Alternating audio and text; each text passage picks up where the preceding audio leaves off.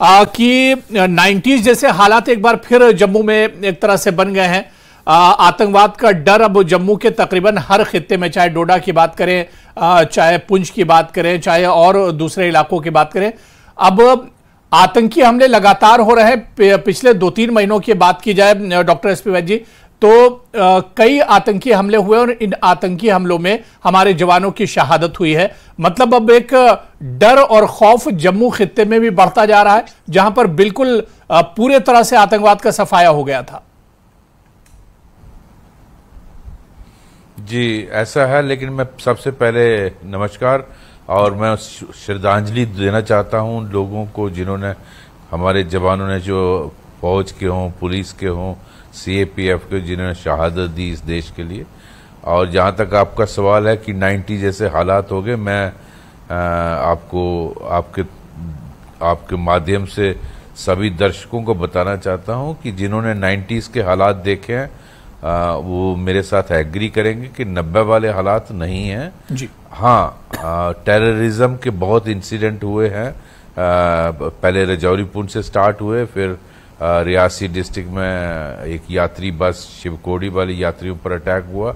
उसके बाद हीरानगर में 2 इन्फिल्ट्रेटर जो आए थे वो मार दिए थे। उसके बाद मशेडी, बिलावर, कठुआ में हादसा हुआ जहां हमारे 5 फौजी शहीद हुए, और अभी डोडा का परसों हादसा हुआ। ये फैक्ट है कि इंसिडेंट हो रहे हैं, लेकिन ये टेम्परेरी सेटबैक है। क्या है कि आपने देखा कि डर का माहौल जरूर पैदा हुआ है, ये मैं बिल्कुल आपसे सहमत हूं और इसको डिनाई नहीं कर सकता कोई भी। हालात जम्मू में बिगड़े हैं। जो 15 साल से जम्मू बिल्कुल टेररिज्म फ्री था, लेकिन आपने देखा किस तरह से पाकिस्तान अपना पैंतरा बदलता रहता है। कश्मीर में भी उसने कोशिशें की। आपने 3-4 साल पहले देखा होगा, टारगेटेड किलिंग शुरू की थी, जिसको 1-1.5 साल में पुलिस ने ओवर पावर कर लिया।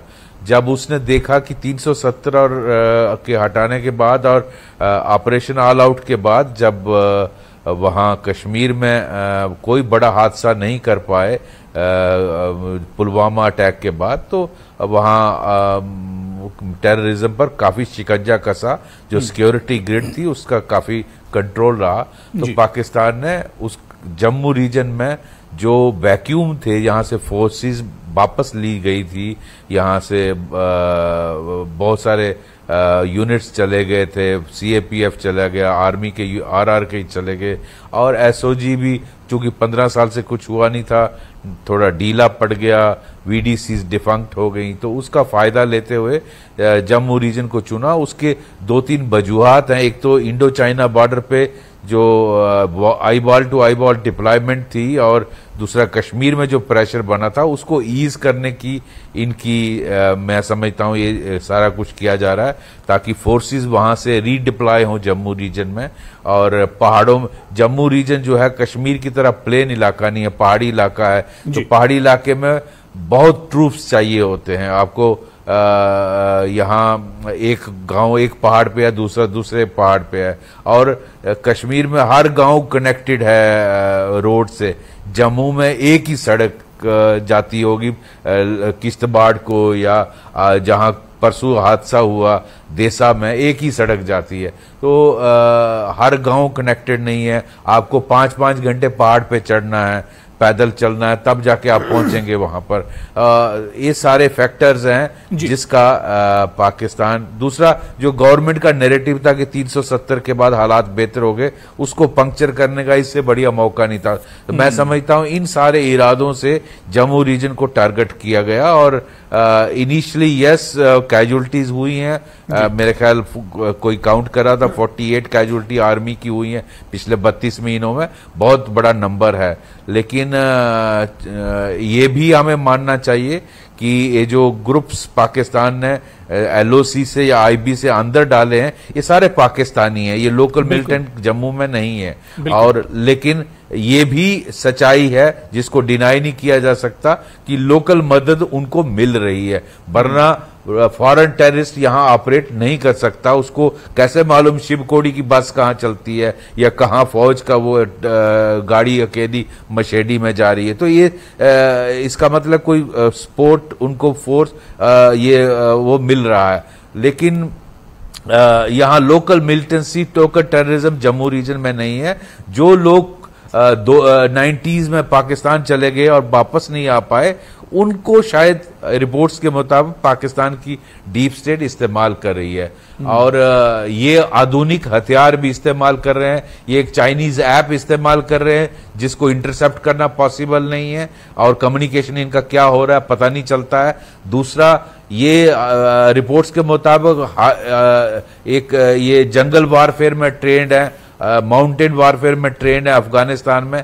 और ये एक रिपोर्ट्स के मुताबिक IS जो इस्लामिक स्टेट है खोरासान, उसके लोग इसमें हैं और कुछ पाकिस्तान आर्मी के रेगुलर्स हैं। और इनके पास आपने देखा अमेरिकन M4 राइफल कार्बाइन है और उस पे नाइट विजन लगा हुआ है और ये चाइनीज आर्मर पियर्सिंग बुलेट्स का इस्तेमाल कर रहे हैं। तो ये सारा जो सिचुएशन टेक्नोलॉजी का इस्तेमाल हो रहा है, तो इसको इनिशियल सेटबैक जरूर है लेकिन इसको ओवरकम कर लिया जाएगा। ये मेरी बात आप भरोसा रखना, थोड़ा टाइम लगेगा बट हम इसको ओवरकम। बहुत अच्छी बात है डॉक्टर SP वैद्य जी, आपने कहा कि मुश्किल हालात जरूर है लेकिन नामुमकिन नहीं है। जिस तरह से हमारे जवान लगातार लगे हुए हैं, सिक्योरिटी फोर्सेस लगी हुई हैं, नामुमकिन नहीं है। जब कश्मीर जैसे हालात को काबू में किया जा सकता है, कश्मीर में आतंकवाद एक वक्त चरम पर हुआ करता था, उसे काबू में कर लिया गया, तो अब जम्मू में इस तरह के हालात को भी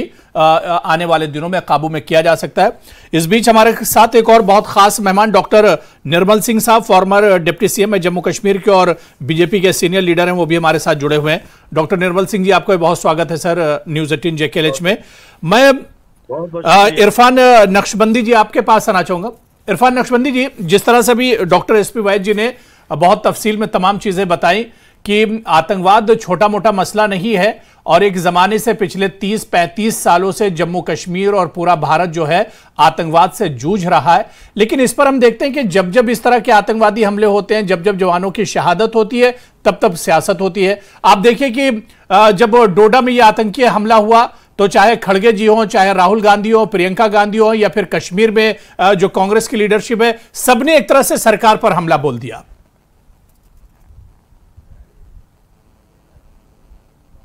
आपका बड़ा शुक्रिया। मेरे ख्याल से आवाज आ रही होगी। जी जी सर, जी जी। चूंकि SP वैद्य जी ने बड़ा एलैबोरेट करके बोला, सिक्योरिटी सिनेरियो पर बात की, चूंकि मैं वैद्य जी को शुक्रिया अदा करना चाहता हूं क्योंकि वो लोकल हैं, उन्होंने कश्मीर में सबसे ज्यादा काम किया हुआ है और हम मिलिटेंसी का शिकार, मिलिटेंसी की तकलीफ हम कश्मीरियों को पता है क्योंकि हमने 40 सालों से देखा है। वैद्य जी हमारे यहाँ पर रहे हैं कश्मीर में, पूरी सर्विस उन्होंने कश्मीर में दी है और सबसे ज्यादा हम जानते हैं कि मिलिटेंसी से तकलीफें कितनी हुई हैं और हम लोगों को ही तकलीफ हुई है। और मैं ये कहना चाहूंगा कि जब मनमोहन सिंह जी प्राइम मिनिस्टर हुआ करते थे तो हमारे मोदी जी अभी जो प्राइम मिनिस्टर हैं वो कहते थे कि आपके पास फौज है, आपके पास आर्मी है, आपके पास BSF है, आपके पास CRP है। उन्होंने पार्लियामेंट में खड़ा होकर कहा था कि आपके पास CRP है, आपके पास जो पुलिस है, जम्मू कश्मीर पुलिस है, तो फिर इन्फिल्ट्रेशन कहां से हो रही है, घुसपैठ कहां से हो रहा है? तो वही सवाल मैं इस वक्त बीजेपी को ये करना चाहता हूं कि इतनी जानें जो है हमारी ज़िया हो रही हैं, इतने शहीद हो रहे हैं, छोटे छोटे बच्चे शहीद हो रहे हैं, हमारे सिविलियंस जो है शहीद हो रहे हैं, हमारे फौजी शहीद हो रहे हैं। कल जब मैंने देखा कि छोटे छोटे जो है लड़के जो रिसेंटली अपॉइंट हुए हैं, जो फौज में जो है मेजर की रैंक के छोटे छोटे लड़के, 32-33-34 साल लड़का मैंने देखा तो बड़ी तकलीफ हुई। हमें भी जो है अपने कश्मीर में देखा कि यही जाने जब ज़िया होती देखी हैं पिछले 35 सालों से, बड़ी तकलीफ हो रही है। हम इनसे ये सवाल करना चाहते हैं कि सिक्योरिटी फोर्सेस जो है इस वक्त इन्फिल्ट्रेशन कहां से हो रही है, हम बीजेपी को ये कहना चाहते हैं। अगर आप लोगों ने बोला कि हमारे जो है हालात बिल्कुल सुधर चुके हैं, दफा 370 हटाने के बाद हमने पूरे हालात ठीक कर दिए, इन्होंने पार्लियामेंट में यही सवाल जो है जवाब दिया कि पूरे हालात ठीक हो गए, हमने यूटी बनाने के बाद पूरे हालात वहां पर ठीक कर दिए, तो इस वक्त हमें ये तकलीफें कहां से हो रही हैं? तो क्या ये कंट्रोल नहीं कर सके हैं? क्या ये कंट्रोल करना नहीं चाहते हैं? बस ये एक सवाल है मुझे बीजेपी की सरकार पर, क्या ये कंट्रोल करना नहीं चाहते या ये कंट्रोल जो है करना नहीं चाहते हैं क्योंकि इन्होंने देखा कि जो आइंदा आने वाले वक्त में ये लोग सरकार बनाने के लायक नहीं हैं, ये लोग हालात यहां पर ठीक नहीं करना चाहते हैं, क्योंकि इन्होंने बोला था कि 370 हटाने के बाद हम पूरे हालात ठीक कर देंगे। ठीक है, और इसी तरह से जिस तरह से आपने सवाल उठाया, पूरा अपोजिशन सवाल उठा रहा है, इस पर डॉक्टर निर्मल सिंह साहब से मैं चाहूंगा जवाब देंगे, लेकिन उस बीच हमारे साथ एक और खास मेहमान उस्मान माजिद साहब हैं, जो फॉर्मर मिनिस्टर भी हैं और जम्मू कश्मीर अपनी पार्टी के वाइस प्रेसिडेंट हैं, वो भी हमारे साथ जुड़े हुए हैं। उस्मान माजिद साहब, आपका भी सर बहुत इस्तकबाल है न्यूज 18 JKLH में। मैं डॉक्टर निर्मल सिंह जी, जो सवाल यहां पर इरफान नक्शबंदी जी ने उठाया है कि आखिर ये इतनी दरअंदाजी अचानक कैसे शुरू हो गई या जम्मू में इतने हालात कैसे बिगड़ गए, इसके अलावा भी आप देखिए, चाहे उमर अब्दुल्ला की बात कर लें, महबूबा मुफ्ती की बात कर लें, राहुल गांधी की बात कर लें, सब जब इस तरह के हमले होते हैं तो सरकार को इसके लिए जिम्मेदार ठहराया जाता है। देखिए अबू हुरैरा जी, सबसे पहले मैं आपका धन्यवाद करूंगा कि इस बहुत ही जरूरी डिबेट में आपने मुझे यहां बुलाया है। मैं उन सभी शहीदों को अपनी ओर से, अपनी पार्टी की ओर से श्रद्धांजलि भेंट करता हूं जो अभी जिन्होंने शहादत दी है। एक बात मैं जरूर कहूंगा कि इरफान साहब ने जिस प्रकार से बात की, पॉलिटिकल बात इन्होंने जरूर की है, लेकिन उन्होंने इसको जो है इस पॉलिटिसाइजेशन नहीं किया है, इस प्रकार का इनकी बातचीत से मुझे लगा, क्योंकि अपोजिशन का काम है सरकार को क्रिटिसाइज करना, वो इनको करना चाहिए बिल्कुल, लेकिन लाशों के ऊपर, वो भी जो हमारे वीर जवान हैं उनकी लाशों पर जो है राजनीति नहीं होनी चाहिए, और इन्होंने नहीं की है। निर्मल सिंह जी, राहुल गांधी ने तो यहां तक कहा कि भाजपा की गलत नीतियों का खामियाजा भुगतना पड़ रहा है। नहीं, मैं इनके बाकी जो नेता है उनके बारे में बात करूंगा, मैं इनके शब्दों पर जो जा रहा हूं, मैं इरफान साहब जो जनरल सेक्रेटरी हैं कांग्रेस के, उनकी बात कर रहा हूं। देखिए, ये जो टेररिज्म है, जो सुरक्षा की बात है, आम लोगों के सुरक्षा की बात है, जो है सिक्योरिटी फोर्सेस की, आर्मी और आम पुलिस, जो जितने भी लोग इसको फाइट कर रहे हैं, उनकी जानो माल की जो है बात है, तो इस पर एकजुट होना चाहिए, एक जो सुझाव आने चाहिए, और कहीं कमी है उसको उजागर जरूर करना चाहिए।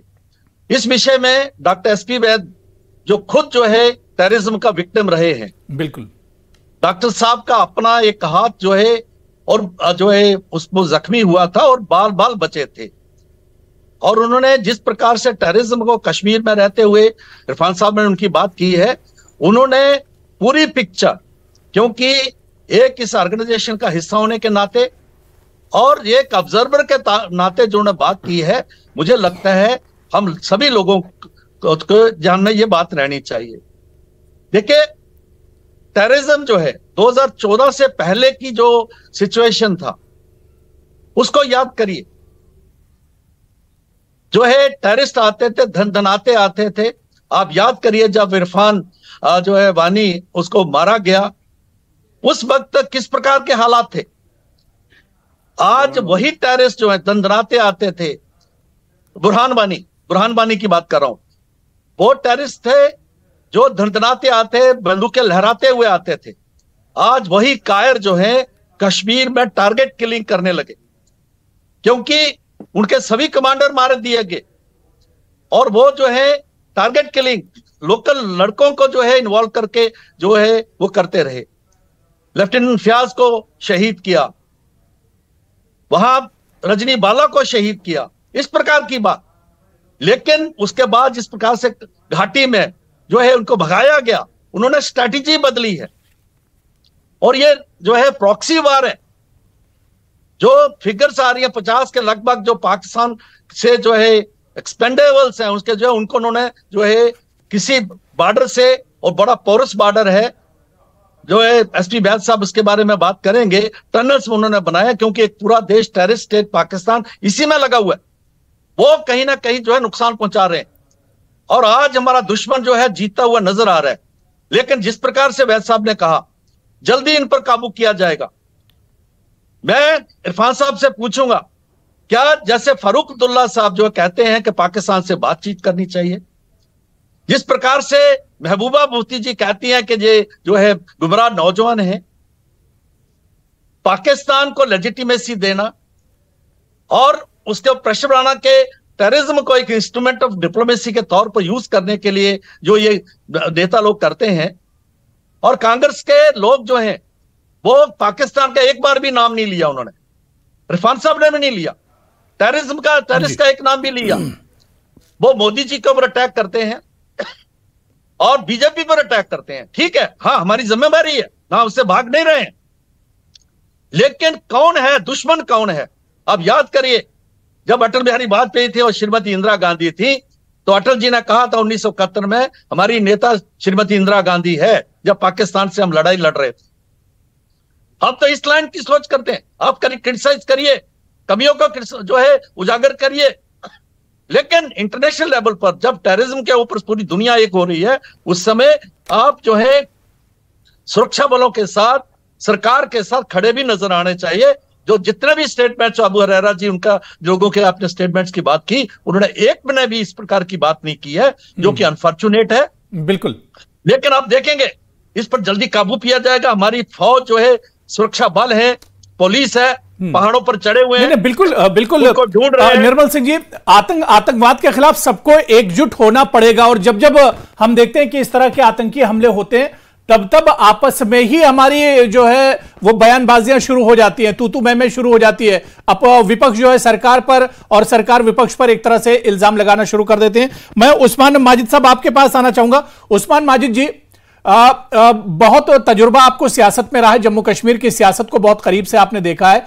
क्या आपको नहीं लगता है कि आतंकवाद जम्मू कश्मीर के लिए एक तरह से नासूर बन गया है, और अब जम्मू में जिस तरह के जो लगातार आतंकी हमले हो रहे हैं, ऐसे में सबको एक साथ मिलकर आना होगा आतंकवाद के खिलाफ? अपोजिशन, सरकार, आम लोग, खास लोग, सबको एक साथ आना होगा, तभी हम आतंकवाद को पस्त कर सकते हैं। देखिए अबू हरेरा जी, मेरी आवाज आ रही है आप तक? जी जी सर, जी सर। देखिए मैं आपको एक चीज बताऊं जी। एक तो मैंने डॉक्टर वैद साहब जो हमारे डीजी रह चुके हैं, उनका मैंने सुना नहीं, और बाकी कई सिर्फ मैंने डॉक्टर साहब का ही ज्यादा सुना। मैं आपको एक चीज बताऊं, ये साझा मामला है, ये एक का मामला नहीं है, न ये सरकार का मामला ही है, न कि अपोजिशन इससे दूर रह सकती है। हम सबको एक पेज पे आना पड़ेगा when it comes to the national interest. Unfortunately क्या है, यहाँ सब कह रहे हैं हम जानते हैं, हमें खबर है, हम ही एक्सपर्ट है इसका कला कमा करने के लिए। जैसे आपने फरमाया टेररिज्म नासूर बन गया है, अब ये नासूर कश्मीर में ही नहीं है, ये डेंजरस हद तक जम्मू के अंदर नासूर बन चुका है। जम्मू में आज लोग अनसेफ महसूस कर रहे हैं। हमारे सिक्योरिटी फोर्स के, हमारे आर्मी के जवान, हमारे पैरामिलिट्री फोर्स के जवान शहीद हो रहे हैं रोज रोज। ये कब तक बर्दाश्त किया जाएगा? अबू हरारा जी, अनफॉर्चुनेटली हमारे पास क्ल्यू नहीं है, हम किस दुनिया में बैठे हैं। जाहिर सी बात, यहाँ डॉक्टर साहब बैठे हैं, वक्त की सरकार, अपोजिशन इस पर सियासत करता है। उस्मान माजिद जी, अपोजिशन इस पर सियासत करता है। जब जब इस तरह के हमले होते हैं तो सरकार से सवाल पूछे जाते हैं, सिक्योरिटी फोर्सेस पर सवाल खड़े किए जाते हैं। अबू जी, आप मेरी बात पूरी सुनिए, आपने सबकी बात सुनी, मेरी बात पूरी जी जी। सक्सेसिव सरकार ने टेररिज्म को कला कमा करने के लिए इकदाम उठाए हैं। राइट फ्रॉम 1990 से टेररिस्ट मर रहे हैं, टेररिस्ट कमांडर मर रहे हैं। जो पिछले सरकार थी बीजेपी और महबूबा मुफ्ती जी की, उस वक्त भी बड़े बड़े टेररिस्ट मारे गए। हम ये क्लेम नहीं कर सकते हैं हम टेररिस्ट फ्री है। पाकिस्तान अभी इससे पीछे हटा नहीं है, पाकिस्तान धड़ाधड़ टेररिस्ट भेज रहा है। पाकिस्तान ने देखा कि हमारी स्पेस थोड़ी सी खाली जम्मू में हो गई, जहां ट्रूप्स को दाएं बाएं करना पड़ा, उन्होंने एकदम जम्मू पे वार करके वहां टेररिज्म चढ़ाया। इसमें कोई दो राय नहीं। कोई भी सियासी पार्टी अगर ये बात कहने से कतराती है तो ये बहुत अफसोस की बात है। टेररिज्म हमारे लिए मुसीबत है, लेकिन हमने ये देखना है कि वक्ती सरकार आज की जो गवर्नर शासन जो आज का है और दिल्ली में जो हमारे बीजेपी की सरकार जो मोदी जी के नेतृत्व में है, आप मुझे बताइए, अगर आप कह रहे हो कि सब कुछ ठीक हो गया तो इतना सडनली इसका किस हद तक, इस हद तक कैसे बढ़ गई? इसका मतलब ये है कहीं से हम सोए हुए हैं, कहीं हमें इस पे नजर नहीं है। We have lost track. Doctor Nirmal Singh, doctor Nirmal Singh, देखिए उस्मान माजिद साहब भी कह रहे हैं कि कहीं पर कमी तो है, कमियां तो कहीं पर है। Let me complete my sentence. Doctor साहब ने यहाँ डॉक्टर साहब की बात की, किस डॉक्टर साहब? डॉक्टर वैद साहब की बात की। इस जैसा एक्सपर्ट मुझे नहीं लग रहा है कोई इस वक्त रियासत में है, यूटी में है, जो टेररिज्म को कमा करने में अपना मशवरा दे सकता है। Has he ever been taken on board? Has he ever been told, Doctor Saab, come, this is a Sanja problem. This is a problem of the nation. You come and tell us what's our suggestion. We must want to learn something from you so that हम terrorism doctor Nirmal Singh जी ऐसा नहीं चलेगा कि मैं कहूंगा doctor साहब कहेगा हम सब कुछ जानते हैं, गलत है। आज पुलिस के पास कोई इंफॉर्मेशन नहीं। आपके हमारे जम्मू के घरों तक टेररिस्ट पहुंचे हैं, लोगों को पता है, पुलिस को क्यों नहीं पता है, सिक्योरिटी फोर्स को क्यों नहीं पता है? इसलिए blame must go to them. Usman Majid ji, doctor Nirmal Singh ji जवाब दे रहे हैं। अपोजिशन का रोल बनना पड़ेगा। उस्मान जी ने जो बात कही है, जी हाँ, मतलब है कहीं ना कहीं कुछ कमी रही है, तभी तो ये हुआ है। मैं एग्री करता हूं। और जो एक्सपर्ट्स हैं, जो ग्राउंड पर जो इस टेररिज्म से लड़ रहे हैं, चाहे वो सेना है चाहे पुलिस है, वो कहां कमी है वो देख रहे होंगे। और केंद्र लेवल पर जिस प्रकार से हमारे गृह मंत्री जी, प्रधानमंत्री जी खुद जो है इसको सुपरवाइज कर रहे हैं, जो कहीं कमी रही होगी किसी भी लेवल पर उसको ठीक करेंगे। पाकिस्तान से कैसे डील करना है, टेररिस्ट से कैसे डील करना है, और जो कहीं लूप होल्स हैं उनको कैसे जो है प्लग करना है जी। और जो जिन्होंने हमारे जवानों का शहीद किया है उनको किस प्रकार से उनके अंजाम तक पहुंचाना है, वो पूरी सरकार केंद्र से लेके और राज्य सरकार तक, पुलिस का आखिरी जवान तक। मैं कहता हूं पुलिस की बात है, जैसे मेरे जो है अपने सिक्योरिटी का कुछ लोग विड्रॉ करके इन्होंने जो है फील्ड में भेजा, ऐसे बाकी लोगों को भी की है। और क्योंकि अमरनाथ यात्रा में भी सिक्योरिटी फोर्सेस लगी हुई है, अभी जो है इलेक्शंस हुए हैं, तो इस कारण से कुछ चीजें होते हैं जब, क्योंकि दुश्मन जो होता है और गुरिल्ला वॉरफेयर में वो ऐसे ही गैप्स को देखता है। बिल्कुल। मैं डॉक्टर एसपी वैद साहब लास्ट कमेंट सर आपसे लेना चाहूंगा। पेज पे होना पड़ेगा जी। हमने एक पेज पे होना पड़ेगा। क्या ये एलजी साहब की रिस्पॉन्सिबिलिटी नहीं थी कि वो all party meeting Jammu Kashmir के अंदर बुलाए? ये उनका ही मसला नहीं है, ये हमारा मसला है जो हम यहाँ चार बैठे हैं यहाँ इस वक्त इस आपके स्टूडियो, आपके इसमें चैनल पे। ये हमारा मसला है, हमें पेन है। हम जानते हैं हमारे जवान कैसे शहीद हो रहे हैं, हम जानते हैं हमारे जो मेहमान यहाँ आते हैं वो कैसे, ये उनका मसला नहीं है। All party meeting should have been called and those who have played the role in the past to curb the militancy, they should be taken on board। आपका अच्छा सुझाव है, लेकिन वहां आकर लोगों ने उसका राजनीतिकरण करना है, क्योंकि जिनका काम है टेररिस्ट से मारना वो करेंगे। मॉरल सपोर्ट दीजिए। मैं कहता हूं आपने अच्छी बात कही है वजीर साहब, आपने अच्छी बात की है, लेकिन बाकी पॉलिटिकल लोग जिनको बुलाएंगे, डॉक्टर फारूकतुल्लाह एक दिन कहा था भी टेरर और टाल कट्ठी नहीं चल सकते, दूसरे दिन उन्होंने विड्रॉ किया। डॉक्टर अमरुल्लाह का क्या बयान है, महबूबा जी का क्या बयान है, बाकी कांग्रेस के लोग क्या बोल रहे हैं? तो उसको और क्रिटिसाइज करने के लिए जो है करना वो अलग बात है, वो सरकार सोचेगी, लेकिन उन्होंने अपनी जिम्मेवारी का काम नहीं किया जो आज तक जो उन्होंने किया है। चाहे वो इतने जवान मारे गए, उनका एक भी पाकिस्तान को क्रिटिसाइज करने की बात नहीं की उन्होंने, टेररिस्ट का नाम नहीं लिया उन्होंने, सिर्फ बीजेपी के और सेंट्रल गवर्नमेंट के मोदी जी को उन्होंने टारगेट किया। इस कारण से वो कितनी जिम्मेवारी से जो है इसके लिए आपकी बात की है कि जॉइंट मसला एक पेज पर आना चाहिए, लेकिन वो एक पेज पर नहीं है। ज्यादा बदकिस्मती हमारी ये है। डॉक्टर साहब, that is your responsibility to call them. Let's see who's going to come to the meeting. नहीं बुलाना चाहिए, किनको बुलाना चाहिए, उनकी क्या उनका बिहेवियर कैसा है, किस प्रकार की वो स्टेटमेंट्स दे रहे हैं। नहीं सुनिए ना, वो किस प्रकार की स्टेटमेंट्स दे रहे हैं, वो पाकिस्तान को लेजिटिमेसी देते हैं, टेररिज्म को लेजिटिमेसी देते हैं। वो जो है वो उनको जो है भूले पड़ के जवान कहते हैं जो टेररिस्ट को कहते हैं बातचीत करो पाकिस्तान से। क्यों करेंगे बात? बिल्कुल नहीं होती बात। I have no role as per और फारूक अब्दुल्ला जो है एक दिन कहते हैं टेरर और टास्क में नहीं चल सकता, दूसरे दिन वो यू टर्न लेते हैं। यही अनफॉर्चुनेट पार्ट है। चलिए जो अपोजिशन इरफान नक्शबंदी जी आप कुछ कहना चाह रहे हैं? इरफान नक्शबंदी जी, जब दहशतगर्दी और आतंकवाद हमारे खिलाफ मुंह खोले खड़ा हुआ है, तो ऐसे में हम आपस में ही लड़ाई झगड़े करते रहते हैं, हम आपस में ही अपनी सरकार पर निशाना साधते रहते हैं। कांग्रेस राहुल गांधी ने सीधे सीधे मरकजी सरकार पर निशाना साधा है। इरफान नक्शबंदी जी देखिए सर, सीधी सी बात है, देखो हुरैरा जी, ये सीधी सी बात है, ये ब्लेम गेमिंग नहीं चलेगी, ये जस्टिफाई करने की कोशिश कर रहे हैं। इसमें जस्टिफिकेशन क्या है? इसमें सिंपली है कि प्राइम मिनिस्टर अभी बैठे हुए हैं, राहुल गांधी जी सीधे सीधे अल्फाज में बोल रहे हैं, हम आम लोग हैं, वो पावर में है, उनको एक्ट करना चाहिए। अगर पाकिस्तान के साथ बात नहीं करनी तो फिर एक्ट कर लीजिए ना, तो फिर किस चीज से डर रहे हैं आप? आपने पिछली दफा बोला कि हमने जी स्ट्राइक कर ली, एयर स्ट्राइक कर ली, अभी भी कर लीजिए ना। ऐसे आतंकवाद के खिलाफ लड़ेंगे इरफान जी? इरफान जी आतंकवाद के खिलाफ ऐसे लड़ेंगे? अपनी सरकार के खिलाफ होकर आतंकवाद के खिलाफ कैसे लड़ सकते हैं? अगर ये पावर में बैठ के भी कुछ नहीं कर सकते हैं तो आम लोग क्या करेगा? आम लोग कैसे लड़ेंगे? ये आम लोगों को ये ब्लेम गेमिंग जो बोल रहे हैं ना, ये खाली सियासत करना चाहते हैं। इनको सिर्फ सियासत करनी है, इनको जवानों की खून पर सियासत करनी है, इनको आम लोगों की खून पर सियासत करनी है। ये सियासत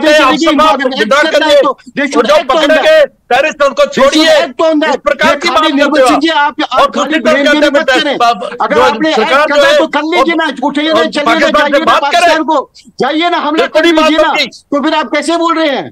टेररिस्ट को उनके अंजाम तक पहुंचाया जाएगा और जो है पाकिस्तान को भी सिखाया जाएगा। अरफान साहब देख लीजिए, अपोजिशन की बात को बर्दाश्त नहीं कर पा रहे हैं तो एक्ट कर लीजिए ना, आप टेररिज्म को कंट्रोल कर लीजिए, आप अपनी एजेंसीज को एक्टिव कर लीजिए। आपका अपनी जिम्मेदारी नहीं है, कांग्रेस की राहुल गांधी की जिम्मेदारी नहीं है, रखे हुए हैं उन राहुल से बाहर आ जाइए ना, सड़कों पर कंट्रोल कर। क्या बातें करता है वो, बचकानी बातें करते हैं राहुल गांधी, क्या उनकी जिम्मेदारी नहीं है? चलिए ठीक है, मैं डॉक्टर एसपी वैद साहब के पास आना चाहूंगा।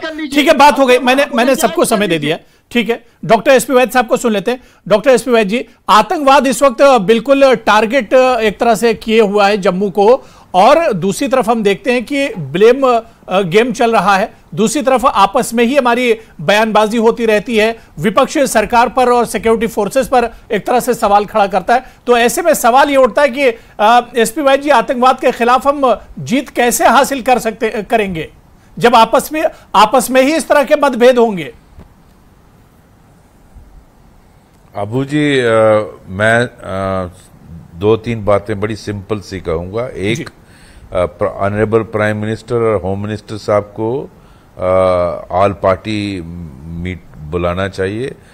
हमें पाकिस्तान से बात नहीं करनी है, वो बिल्कुल क्लियर है। जब तक पाकिस्तान भारत को तोड़ने के लिए ये कार्रवाई करता है, टेररिज्म चलाता है, कोवर्ड वार चलाता है, जिहाद चलाता है, तो हम उससे बात नहीं करेंगे। ये बात भारत का एक पॉलिसी है जो कोई बदलेगा नहीं। नंबर 2, लेकिन अपने लोगों से बात करने में कोई हर्ज नहीं है, बिल्कुल, चाहे वो किसी भी पॉलिटिकल पार्टी से ताल्लुक रखता है, उनका सजेशन लेना चाहिए। और अपोजिशन की भी जिम्मेदारी बनती है कि ये नेशनल इशू है, ये देश की सुरक्षा का मसला है, इसमें पॉलिटिक्स खेलने के बजाय सजेशन दें कि आप यहां कमजोरी है।